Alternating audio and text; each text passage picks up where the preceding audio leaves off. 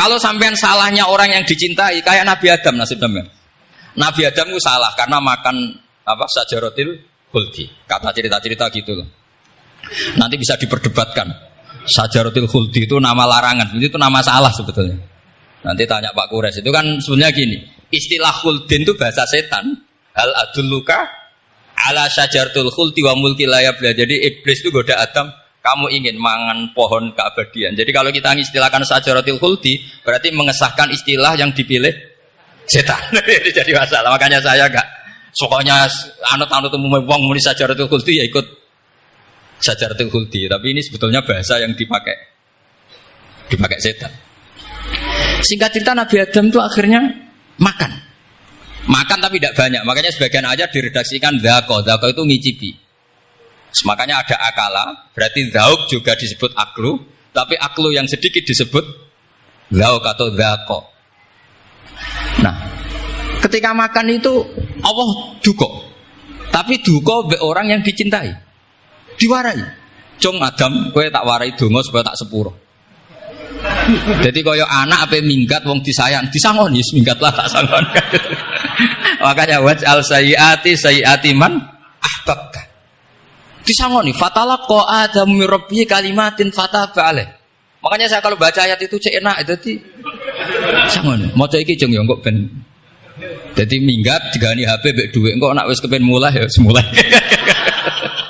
Makanya itu jadi Quran itu luar biasa. Akhirnya Nabi Adam yang benar diusir, tapi sudah bawa bekal diwarai baik pengiran. Nah ternyata apa? Maksiatu Adam itu maksiatu mu'adzimin. Maksiatnya orang yang sangat menghormati Allah. Jadi kalau kamu ingin jadi wali itu pertama harus kamu berstatus al-mu'adzim, al-musabbih.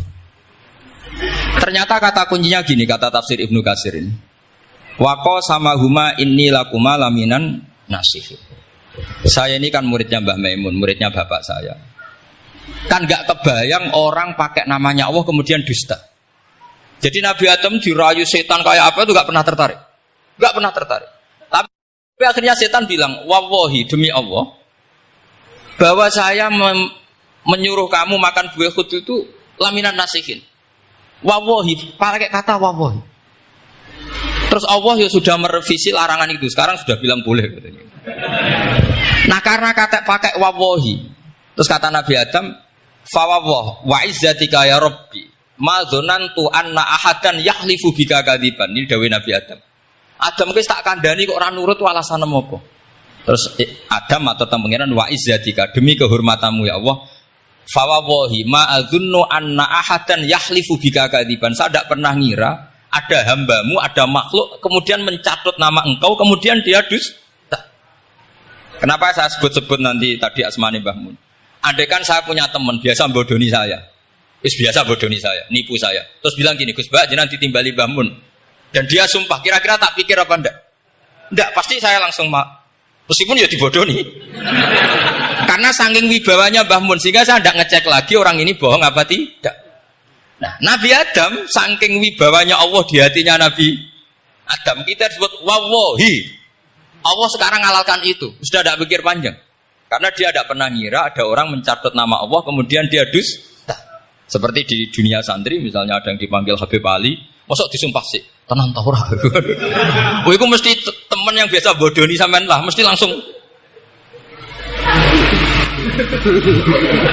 saking takutnya kan gitu.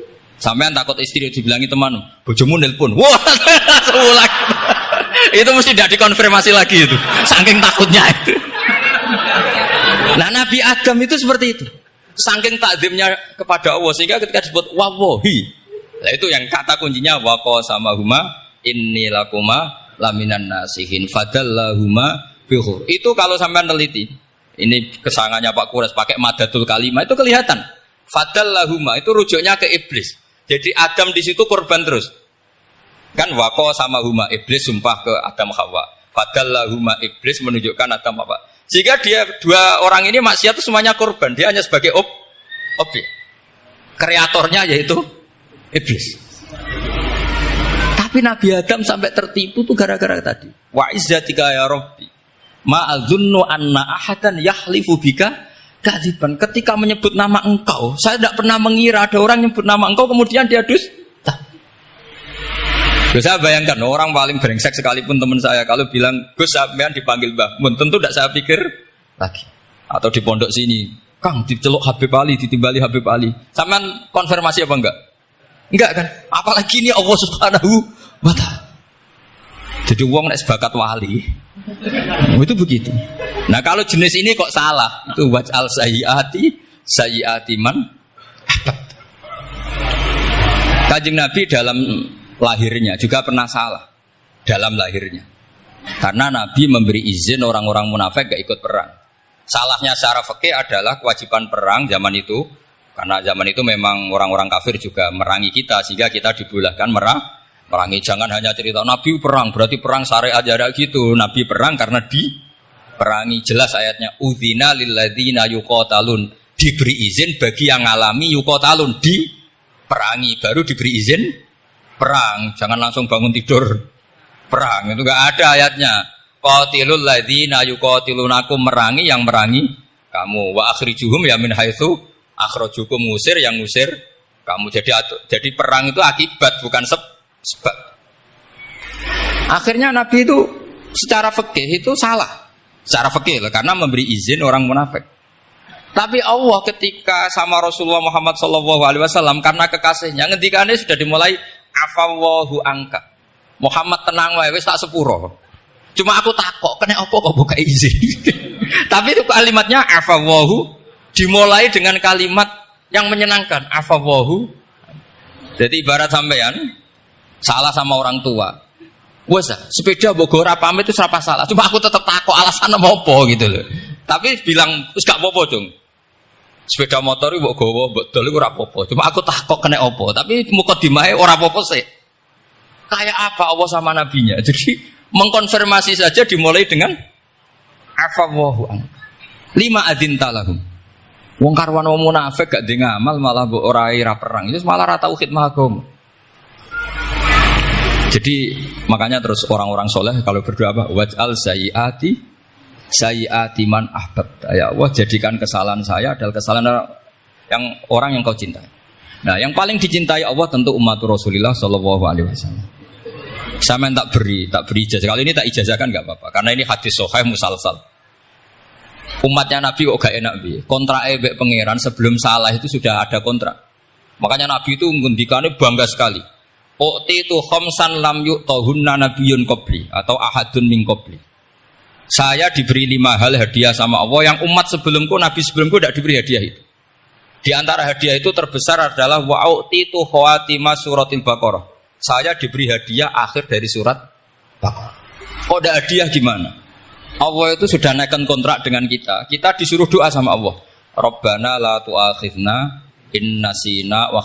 Ya Allah, suatu saat saya salah. Padahal kita pasti salah. Suatu saat Gusti, suatu saat kita salah. Jangan kasih sanksi loh. Oke, mau oke. Itu kok udah enak gimana? Sebelum kita salah, naikkan kontrak sama Allah. Rabbana la tu'akhidna in nasina aw akhtana. Ya Allah, jangan jatuhkan sanksi kepada kita jika suatu saat saya lupa atau salah. Qala na'am, Allah jawab, nah. Makanya Nabi senengnya bukan main tentang apa? Saya diberi hadiah akhir surat Baqarah. Tapi sekarang jadi fitnah tadi. Yang kiai NU baca itu dipakai tahlilan. Kadang-kadang yang baca agak paham. Yang kritik juga agak paham. Jadi ya sudah innalillahi wa inna ilaihi raji'un. Sebetulnya itu diabadikan di tahlil itu karena itu surat yang luar. Tapi sebagian yang baca agak paham sehingga ya dingin saja wong enggak paham. Tapi kalau kita yang paham itu luar biasa. Wong belum salah sudah ada perjanjian la tu'akhidna in nasina aw akhtana. Sama Allah dijawab, nah, iya umat nak salah orang langsung tak siksa. Aman. Maksudnya dintain tobat aja terus salah terus. Kayak apa? Makanya beda. Nabi itu begitu bangganya dengan surat akhir surat apa? Baqarah. Terus tafsir kedua.